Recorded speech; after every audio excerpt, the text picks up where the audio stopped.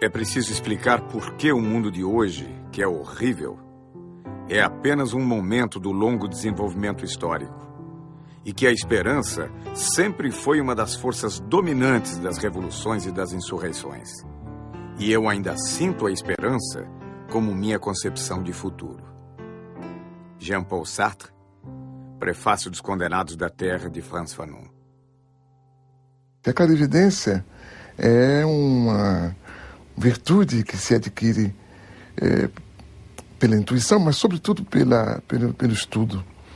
E quer dizer, tentar ver a partir do presente o que se projeta no futuro. Descolonizar é olhar o mundo com os próprios olhos. Pensá-lo de um ponto de vista próprio. O centro do mundo está em todo lugar. O mundo é o que se vê de onde se está.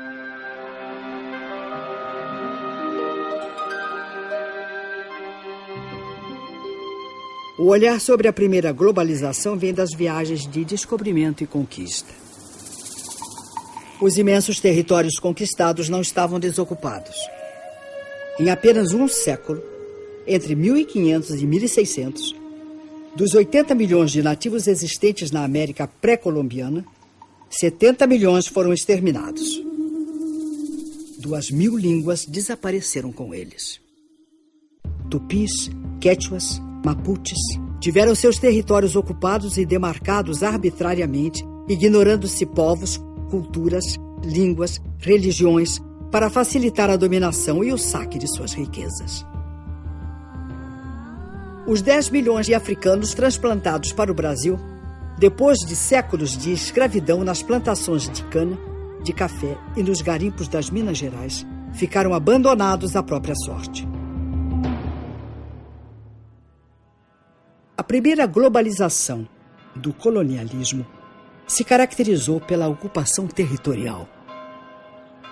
A segunda globalização começa no fim do século XX, marcada pela fragmentação dos territórios.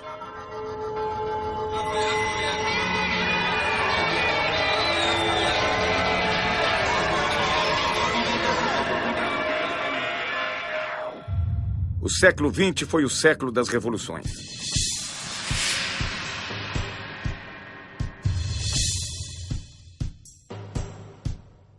As revoluções tecnológicas transformam as novas conquistas em sonhos de um mundo melhor.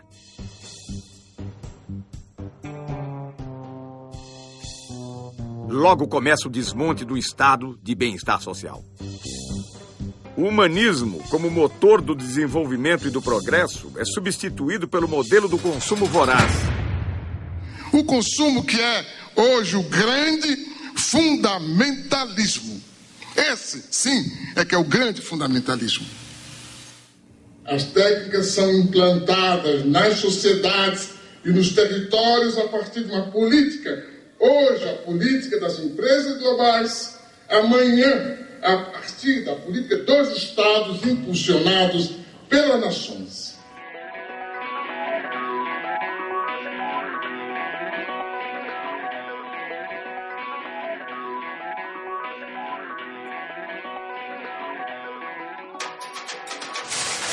Dia 04, né? 4. Eu nunca pensei que ia chegar lá.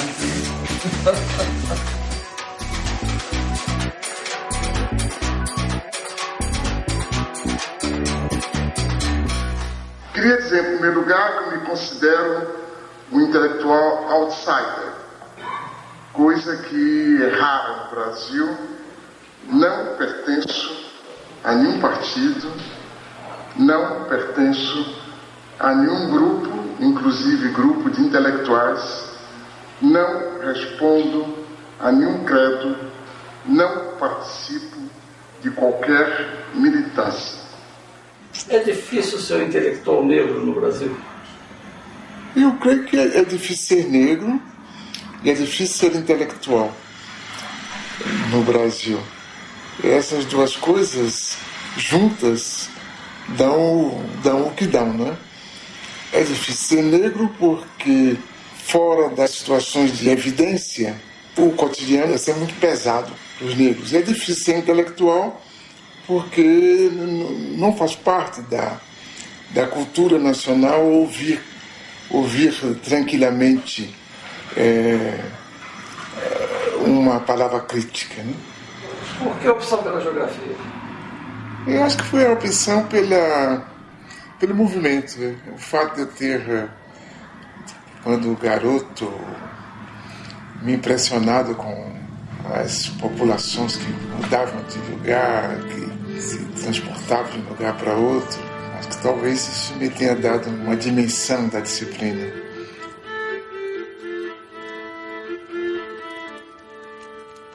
E o meu gosto pela história, sobretudo pela história do presente, me levou também a valorizar todo o processo contraditório. De modo que, não sendo um marxista ortodoxo, eu tenho medo disso, tenho medo dos marxistas ortodoxos, porque eu creio que toda doutrina que não se busca renovar, ela corre o risco de se tornar uma religião, um dogma, por conseguinte de emburrecer e não esclarecer. Desse modo eu me considero um marxista, ou se quiser, um marxizante. Ainda hoje?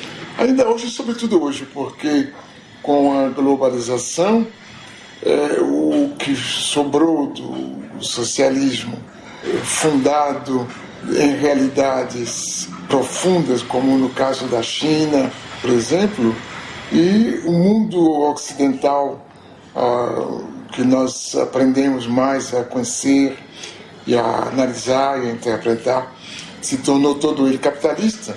Então, se tudo se torna capitalista, obrigatoriamente a contradição se instala, né?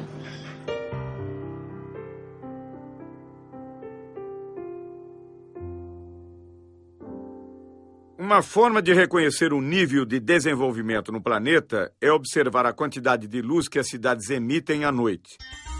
A foto de satélite revela um nítido contraste entre o desenvolvimento ao norte e ao sul da Terra. A renda dos 500 indivíduos mais ricos do mundo é superior aos ganhos dos 416 milhões mais pobres. Em 1990, um norte-americano ganhava em média 38 vezes mais que um tanzano. Hoje ganha 61 vezes mais. Nunca houve uma oposição tão grande entre um pequeno grupo de países e a maioria esmagadora dos países da humanidade. Então nós temos um terceiro-mundismo em germe muito mais forte do que antes. E uma realidade da dependência muito maior do que antes. E talvez por aí é que vai surgir essa possibilidade de a gente construir um mundo de outra forma. De fato, se desejarmos escapar à crença de que esse mundo assim apresentado é verdadeiro, e não queremos admitir a permanência de sua percepção enganosa, devemos considerar a existência de pelo menos 3 mundos num só. O primeiro seria o mundo tal como nos fazem vê-lo, a globalização como fábula.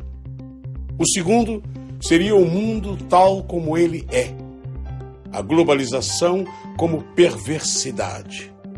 E o terceiro, o mundo como ele pode ser, uma outra globalização.